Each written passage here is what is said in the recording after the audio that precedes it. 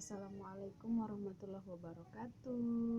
Jumpa lagi bersama saya Miss Erlinawati. Selamat pagi anak-anak Miss. Semoga pagi ini abang kakak masih tetap sehat dan masih tetap berada dalam lindungan Allah Subhanahu wa taala. Oke, kali ini kita akan masuk pembelajaran 1, pembelajaran 2, pembelajaran 3 di tema 2, subtema yang kedua, yaitu pentingnya udara bersih bagi kesehatan. Nah, sebelum kita sama-sama mempelajarinya, mari sama-sama kita membacakan basmalah. Bismillahirrahmanirrahim. Miss yakin anak-anak Miss semuanya pasti mendengarkan video pembelajaran ini. Nah, gambar pertama di sini ada gambar anak laki-laki dan perempuan, kemudian ada gambar pabrik, kemudian ada gambar. Oke, Miss tandai ya.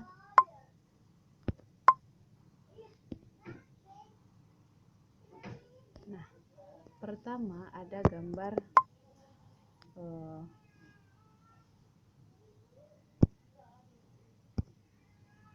pabrik, kedua ada gambar hutan kebakaran, ketiga ada gambar asap, kemudian ada gambar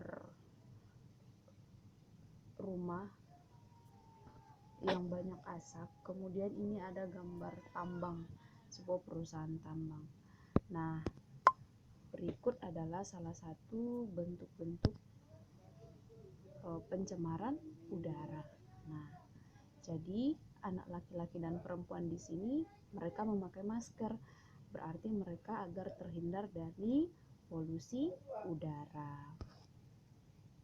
Nah, gambar sebelumnya adalah gambar yang menyebabkan udara yang kita hirup menjadi tidak bersih dan tidak sehat bagi kesehatan. Udara yang tidak bersih dapat mengakibatkan gangguan pernapasan. Adapun faktor-faktor penyebab gangguan pernapasan yaitu sebagai berikut. Jadi, udara yang bersih dapat mengganggu pernapasan kita. Nah, udara yang tidak bersih dapat mengganggu pernapasan kita. Mohon maaf tadi Miss salah sampaikan, udara yang tidak bersih adalah udara yang dapat mengganggu sistem pernapasan kita, di mana faktor-faktornya tidak hanya dari faktor lingkungan seperti gambar sebelumnya, gambar kebakaran hutan, gambar asap mobil, gambar polusi udara dari perusahaan tambang, pabrik, dan rumah lainnya, akan tetapi banyak faktor yang mempengaruhi terjadinya gangguan pernapasan pada manusia. Coba kita lihat apa saja sih faktornya. Oke. Nah, pertama ada faktor fisik, di mana faktor fisik ini yang betul-betul faktor yang sudah kita bawa semenjak manusia lahir. Adanya kelainan pada organ pernapasan dapat menyebabkan gangguan pernapasan seperti pada bayi terlahir prematur. Jadi bayi yang prematur itu bisa mengganggu organ pernapasannya. Nah, di mana di sini organ pernapasannya mungkin belum sempurna, padahal dia sudah lahir ke dunia. Nah, ketidaksempurnaan organ pernapasannya itu memerlukan alat bantu pernapasan seperti pada gambar yang sudah ada di atas. Yang kedua adalah faktor lingkungan. Nah, faktor lingkungan ini pada gambar ini sudah ini dia ya. Pada gambar di kedua ada asap dari pabrik. Asap pabrik ini bisa mengganggu oksigen yang dihasilkan oleh tumbuhan tercemar. Nah, sementara kita bernapas untuk menghirup oksigen. Lingkungan kotor, asap kendaraan, asap pabrik, dan asap rokok mencemari udara. Udara tercemar menyebabkan ketersediaan oksigen menipis sehingga kita merasa sesak saat bernapas. Jadi faktor lingkungan salah satunya adalah asap yang dihasilkan dari pabrik, knalpot, kemudian asap rokok dan lain sebagainya. Itu juga bisa mengganggu organ pernapasan kita, sistem pernapasan kita. Ayo kita lanjut. Yang ketiga ada faktor penyakit. Nah, faktor penyakit ini menyebabkan gangguan pernapasan juga seperti influenza, asma, bronkitis, emfisema, dan kanker paru-paru. Jadi, faktor penyakit, faktor lingkungan, faktor fisik adalah beberapa faktor yang mampu menyebabkan terjadinya gangguan pada sistem pernapasan manusia. Nah, itulah tadi faktor-faktor yang menyebabkan gangguan pernapasan. Nah, untuk menghindari itu, mari kita harus selalu menjaga kesehatan tubuh dengan cara seperti apa? Seperti berolahraga dan mengkonsumsi makanan yang sehat. Nah, bagi anak-anak Miss, abang kakak, walaupun pembelajaran di rumah, tetap menjaga kondisi kesehatan tubuh sehingga juga nanti terhindar dari penyakit influenza, kemudian terhindar dari penyakit asma, emfisema, dan lain sebagainya, sehingga kondisi tubuh dan paru-paru kita tetap sehat. Jangan lupa konsumsi juga makanan yang sehat. Nah, coba kita lihat seperti apa sih Miss penyakit asma. Asma merupakan penyakit penyumbatan saluran pernapasan yang disebabkan oleh alergi. Pencetus alergi misalnya udara dingin, rambut, bulu, kotoran, debu, dan tekanan psikologis. Nah, coba kamu lihat ada animasi di situ. Seorang anak lelaki yang sedang batuk dan susah bernapas. Nah, itu adalah salah satu ciri dari penyakit asma, di mana ada beberapa gejala yang menandakan bahwa itu adalah penyakit asma. Nomor 1, batuk terutama pada malam atau dini hari. Kemudian sesak napas. Kemudian yang ketiga, napas berbunyi yang terdengar jika pasien menghembuskan nafasnya. Jadi seperti napas, coba kamu dengarkan bis bernapas. Itu adalah salah satu ciri yang ketiga bahwa seseorang itu memiliki penyakit asma. Jadi napasnya itu terdengar dengkur tapi tidak seperti dengkur. Dia bernapas tapi terasa sesak kali, seperti itu. Kemudian rasa berat di dada, sehingga kita sering menekan dada. Orang yang penyakit asma itu sering menekan bagian dada. Kemudian yang kelima, dahak sulit keluar. Nah, itu adalah 5 ciri seseorang sedang menderita penyakit asma. Lanjut. Nah, gejala yang paling berat dari penyakit asma ini ada 6. Yang pertama, batuknya sudah hebat. Yang kedua, sesak napas yang berat sekali. Yang ketiga, napas tersengal-sengal. Yang keempat, sianosis. Apa itu sianosis? Kulit kebiruan yang dimulai dari sekitar mulut. Nah, jadi kalau seseorang itu sudah mengalami sianosis berarti itu sudah asma berat.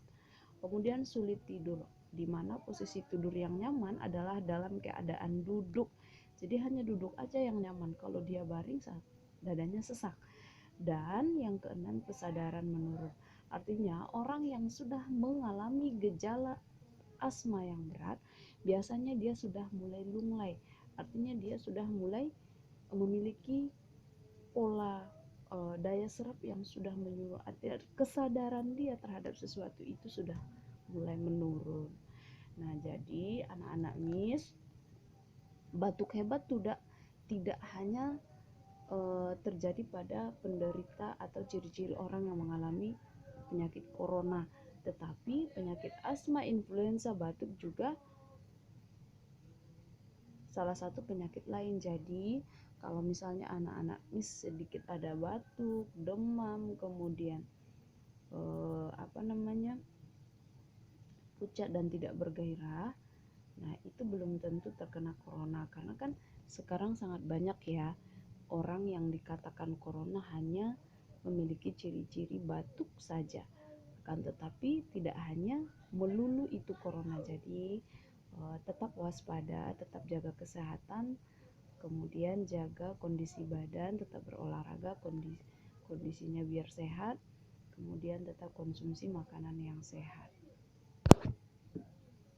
Nah, sebelum kita masuk ke properti tari, jadi Miss simpulkan dulu, berarti ada 3 faktor yang mempengaruhi gangguan pernapasan manusia. Yang pertama, betul, faktor fisik. Yang kedua, iya betul, faktor lingkungan. Yang ketiga adalah faktor penyakit. Salah satu penyakit yang bisa mengganggu pernapasan adalah asma, di mana orang yang terkena asma memiliki ciri-ciri. Ada ciri yang ringan, ada ciri yang berat. Jadi kalau ciri yang ringan sudah menjelaskan tadi cirinya. Kalau ciri-ciri yang berat, ini dia, ada 6. Oke, Miss harapkan abang kakak bisa paham dengan penjelasan Miss. Kita masuk ke properti tari. Nah, gambar di samping adalah orang yang menari menggunakan topeng. Bagus, pinter abang dan kakak. Menggunakan topeng. Jadi, gambar di samping adalah tari topeng. Salah satu contoh tarian yang menggunakan properti berupa topeng. Jadi kalau tari topeng itu adalah salah satu properti tarian yang menggunakan alat bantu seperti topeng. Berikut juga akan Miss perlihatkan beberapa contoh tarian-tarian atau properti yang menggunakan benda-benda lain. Nah, yang pertama, tari piring. Tari piring ini berasal dari Sumatera Barat, jadi menggunakan properti piring. Yang ketiga adalah tari kipas Pakarena. Tari kipas Pakarena ini menggunakan properti kipas. Nah, kita lanjut. Oke, sebelum kita lanjut ke hak dan kewajiban, jadi properti tari itu adalah sebuah tarian yang menggunakan properti, baik itu menggunakan properti topeng, piring, kipas, dan lain sebagainya. Oke, kita masuk hak dan kewajiban. Sebagai warga negara yang baik, pasti memiliki hak dan memiliki kewajiban. Coba kita lihat apa saja hak dan kewajiban sebagai warga masyarakat. Nah, pada subtema 1, kamu sudah mengetahui bahwa tanggung jawab dan jenis-jenis tanggung jawab sebagai warga masyarakat. Selain tanggung jawab, kita juga mempunyai hak dan kewajiban sebagai warga masyarakat. Apa sih hak dan kewajiban kita? Hak dan kewajiban tersebut harus dilaksanakan secara bertanggung jawab oleh pihak yang bersangkutan. Orang yang tidak melaksanakan hak dan kewajiban dapat dikatakan sebagai orang yang tidak bertanggung jawab. Jadi ya bang kakak, kalau misalkan kamu di rumah disuruh atau diminta orang tua kamu untuk membuat atau mengerjakan LKS yang sudah dikirimkan guru, itu kan salah satu bentuk tanggung jawab kamu. Nah, kamu tidak mengerjakan, berarti kamu termasuk orang yang tidak mematuhi dan tidak menjalankan kewajiban sebagai warga masyarakat di dalam lingkungan keluarga kamu. Nah, apa sih hak sebagai warga masyarakat? Hak itu adalah sesuatu yang mutlak menjadi milik seseorang dan penggunanya tergantung kepada orang yang bersangkutan. Jadi hak warga masyarakat adalah sesuatu yang mutlak menjadi milik seseorang yang berkedudukan sebagai warga masyarakat. Bentuk hak warga masyarakat seperti berikut.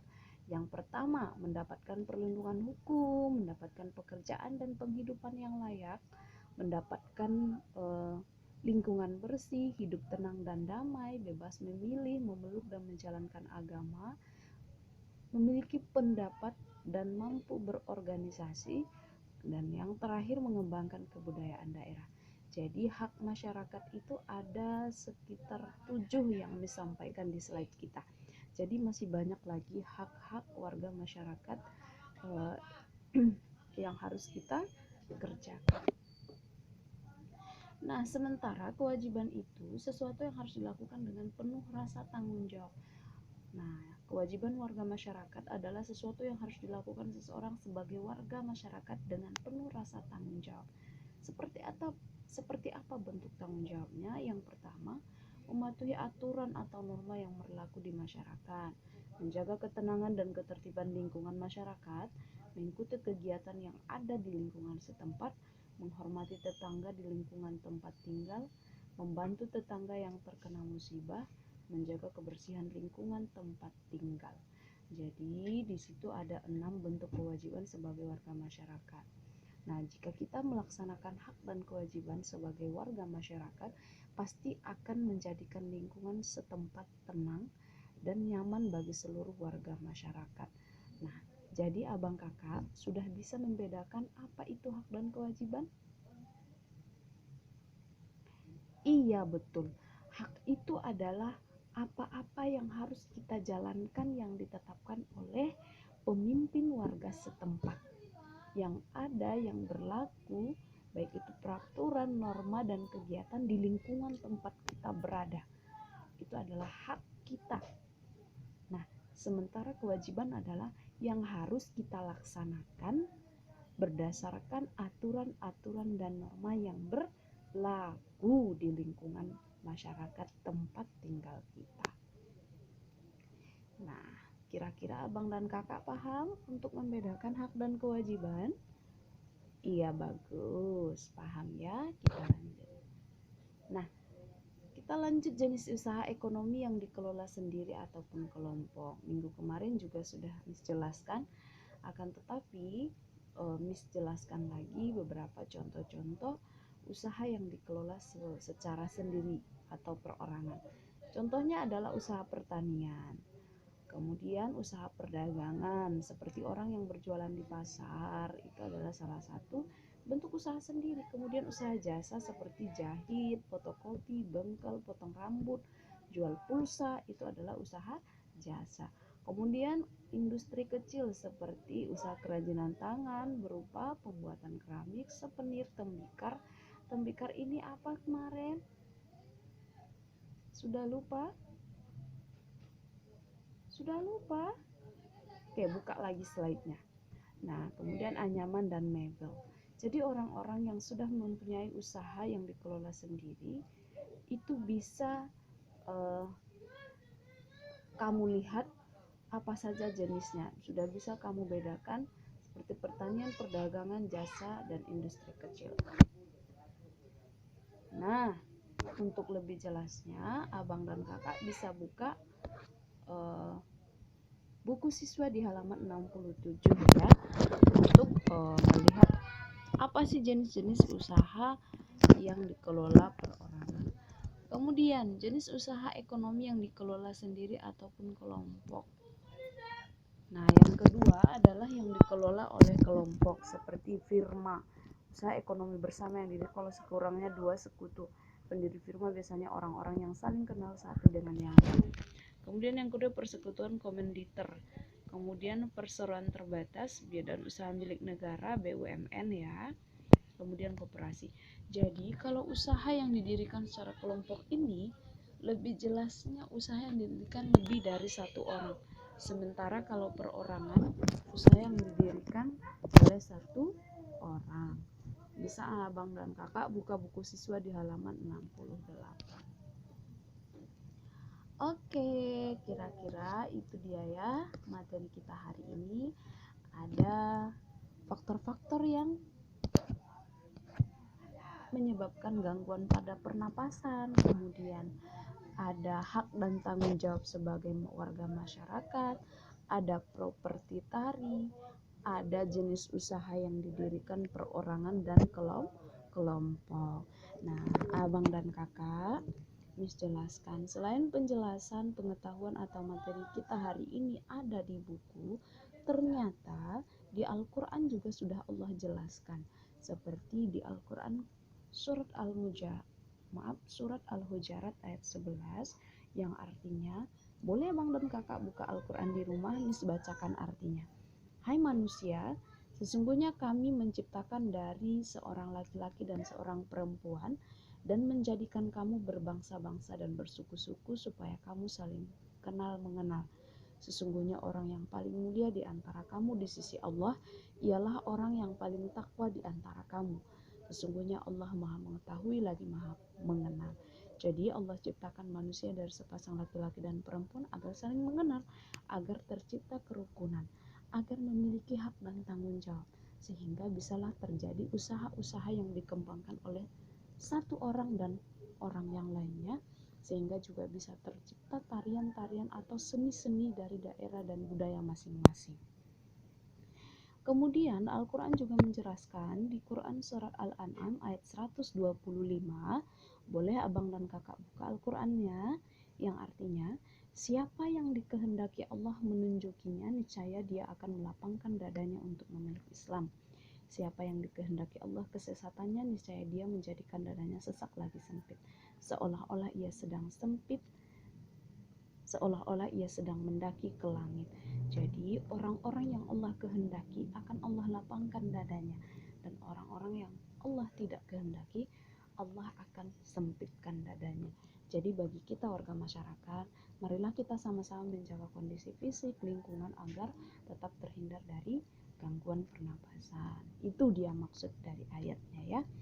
Oke, see you in next video. Semoga abang dan kakak bisa paham dengan bisa paham dengan video pembelajaran yang disampaikan. Kita akan jumpa di waktu yang berbeda, yaitu besok pagi. Miss ucapkan semoga tetap sehat, semoga tetap semangat, dan tetap menjaga kesehatan kondisi tubuh agar tetap terhindar dari bahaya COVID-19.